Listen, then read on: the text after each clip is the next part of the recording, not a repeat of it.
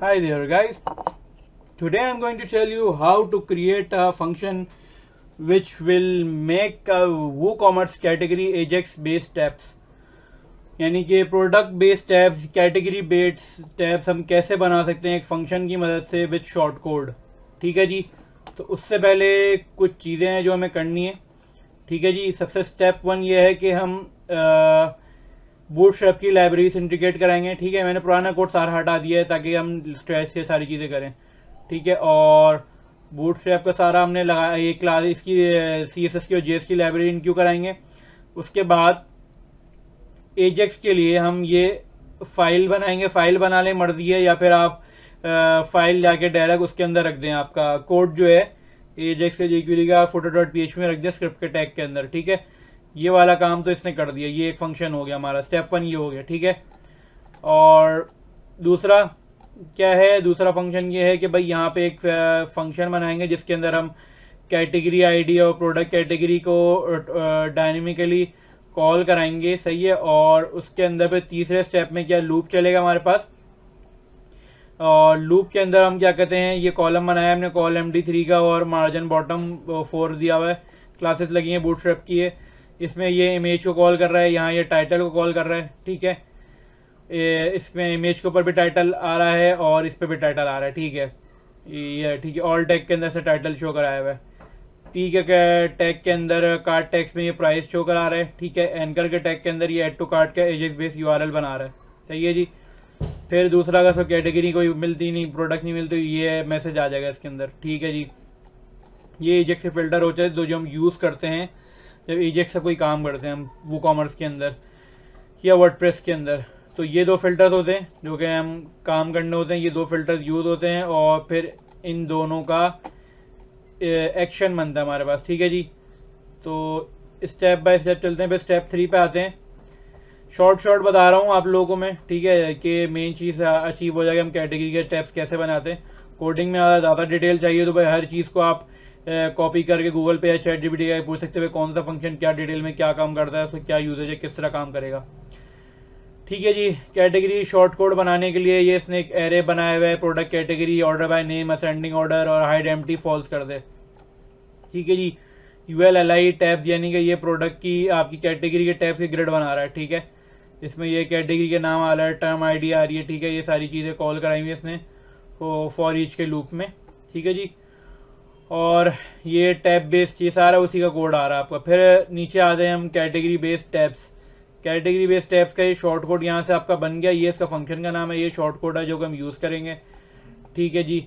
और ये jQuery की या JS की फाइल है, पूरी एजेक्स का कोड है। आप ये रख देंगे कहाँ पे, JS की फाइल में आके। ठीक है, और स्टेप 5 में आएंगे, ये शॉर्ट कोड हम यूज़ करेंगे। ठीक है जी।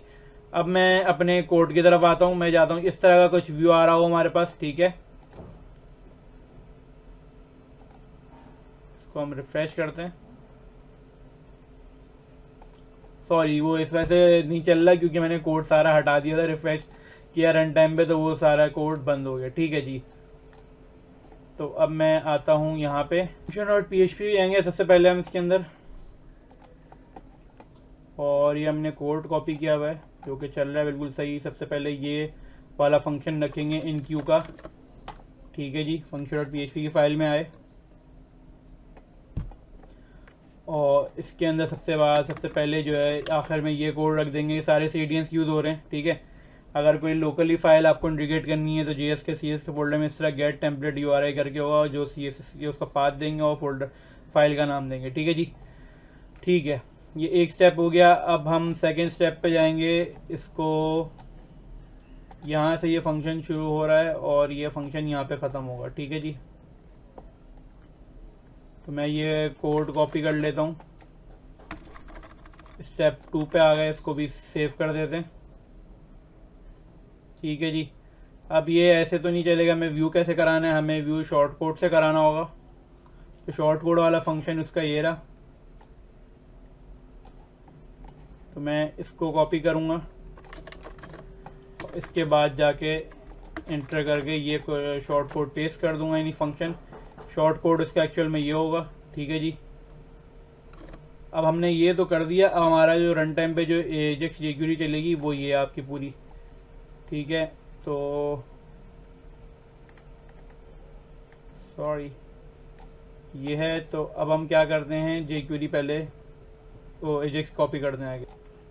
footer.php की फ़ाइल खोलेंगे या header.php की, जहाँ आपको सही लगे। उसके अंदर स्क्रिप्ट के टैग के अंदर ये बॉडी से पहले ये आपने कॉपी पेस्ट कर दिया, ठीक है जी। और यहाँ पे ठीक है जी, ये मैंने सेव कर दिया है। अब मैं इसको रिफ़्रेश करता हूँ तो बेहतरीन हो गया दोस्तों। ये हमारे पास देखें आप कैटेगरी बेस्ड टैब्स आ गए हैं। आप इसके अंदर आप ये भी कर सकते हैं, ये ऐड टू कार्ट का बटन आ गया। टाइटल को अगर आप चाह रहे हैं भाई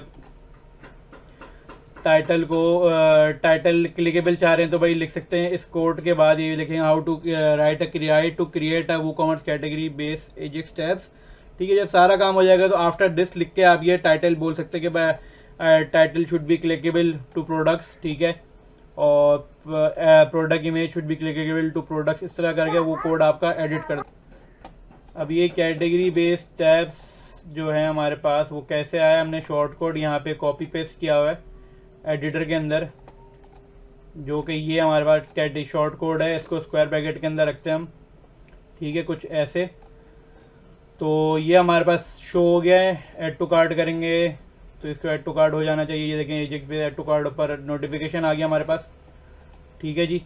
तो दोस्तों अपना ख्याल रखिएगा। इंशाल्लाह वीडियो अच्छी लगी तो वीडियो को लाइक करें, चैनल को सब्सक्राइब करना और शेयर करना और बेल आइकन को जरूर प्रेस करना ताकि आपको मेरी नई वीडियोस मिलती रहें।